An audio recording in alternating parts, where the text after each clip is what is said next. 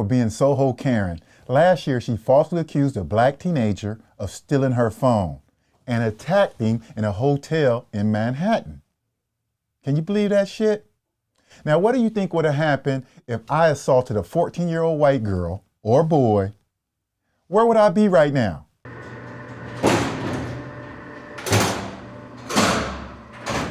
Yeah, okay, you know where I would be right now. I wouldn't definitely be here. I would not be here. Also, her and her mother was arrested for drunken in public and attacking a police officer at a hotel in Beverly Hills. Come on, man. Those charges was dropped. And her mother got a slap on the wrist for assaulting a police officer. How do you get a slap on the wrist for assaulting a police officer? Can you imagine what would have happened if a black person would have assaulted a police officer? And when I found out she was from Ventura County, I wasn't surprised. No. I was not surprised. See, Ventura County is located about 65 miles from Los Angeles, northwest, right? It's a place known for its racism. I mean, it's so bad there that the Ventura County Board of Supervisors last year approved a resolution proclaiming racism a public health crisis. Wow, a public health crisis. It's also the place where the 1992 Rodney King trial was held, you know, where the 4 officers were acquitted for beating Rodney King, even though there was video evidence. No, I'm not surprised. But you know what did surprise me is when she did an interview on Good Morning with Gayle King and stated she can't be a racist because she is a woman of color. Let me talk to you now. It's getting personal now. Real personal now. See, Ventura County is a place where I have personal experience with racism. While I was living there for about 15 years, I experienced discrimination and racism all over Southern California from people of color, Hispanics, Asians, Indians, Arabs. I mean, you could go on and on. It's something in Southern California that people don't talk about. I almost got killed a few times because some of young Hispanic gangbangers was from orders from a prison gang was ordered to attack all black people. Look that shit up. I'm not making this shit up. Look it up. I would walk in stores and get followed. People staring at me, giving me that look of disgust. You know, that look like, what the fuck are you doing here? Trying to intimidate me and make me feel uncomfortable. Okay, let me get into it. One time I went into a donut shop called Master's Donuts. This is a donut place in Oxnard, California. I walked in, the Asian woman was like, she gave me an angry look, didn't greet me. But when other customers came in, she greeted them with a smiling face.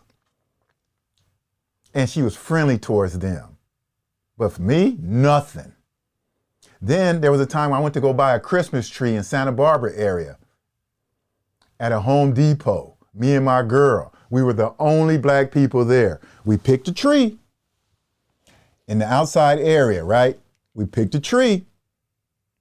While my girl was inside paying for the tree, I was standing in line, right? So when you bought a tree, you had to stand in line and wait for them to, I think, cut off the bottom or trim the bottom or whatever they do, right? So when you get up to the line, you hand your tree to the girl. Well, when I got up to the front line, when it was time for me to hand my tree, she just looked at me with this look of disdain. Okay, it was a look of disdain and pointed at the table. And this girl was Hispanic. She pointed at the table. I guess she didn't want to touch my tree. I mean, and this was a few years before COVID. COVID had nothing to do with it. I was the only customer who had to put their own tree on the table. My own tree during Christmas. I didn't want the tree. My girl wanted to get the Christmas tree. I didn't want it. And other customers seen this too. They seen the shit. So when we was ready to go and pick up our tree, I seen her talking to another guy who worked there. He pointed us out. Soon after that, she came over and was trying to be friendly and helpful. But she had that forced look, like, I don't want to do this shit, but here. And it's like he told her, like, hey, we don't want no problems. But I got a million stories like that in Ventura County. The whole 805 area, I mean, we call it the 1805 because that's where their mentality is stuck. I got othered all the time from people of color. So I don't know what Mia's talking about. I mean, people would see me, they would put their hands in their pocket like they was going for a gun, you know, like I want to hurt them or something. They would lock their doors, grab their kids. I mean, on and on and on, man. I mean, the whole time in Southern California was a racial experience for me. I couldn't believe it, man. This is supposed to be a liberal state. It was the worst place ever. I mean, I had one coworker who was Hispanic, and he was a cool guy. And one day we was talking about this. I was telling him what I was going through because he was asking me questions and shit. And so I was like, man, look, this is what's going on. And he said, well, you know, black gangs used to do this and black gangs used to do this type of crimes and whatever. And I was looking at him like, man, what the fuck does that have to do with me? Do I look like a dumbass Crip or a dumbass Blood? Apparently, I guess I do. Look like one of them fools. Now, speaking of a racial incident, the spa shooting in Atlanta. I'm never going to understand why someone goes and shoots innocent people. It just don't make any sense to me. Then make excuses on why they did it. What did it achieve? Your dumb ass is locked up forever now.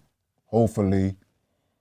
Once I seen the defendant was white, okay, I knew it was just a matter of time when the media would bring out that humanize the white defendant playbook. I knew it was coming, man. I knew it. They start discussing mental issues. Some way they'll put that mental issue there. I seen one headline where it said the shooter might have had a sex addiction. What does that have to do with going to shoot someone? One cop even said, oh, maybe the shooter was just having a bad day. A bad day. Also, I seen people in the media trying to deflect the story by bringing up black people having issues with Asians, which has nothing to do with the shooting incident. It has nothing to do with the incident. Why even bring it up? But that's funny because when a cop kills a black person, you always hear people talking about, let's just focus on this isolated incident. Let's just focus on this. But yet, want to deflect when cowards like this do what they do.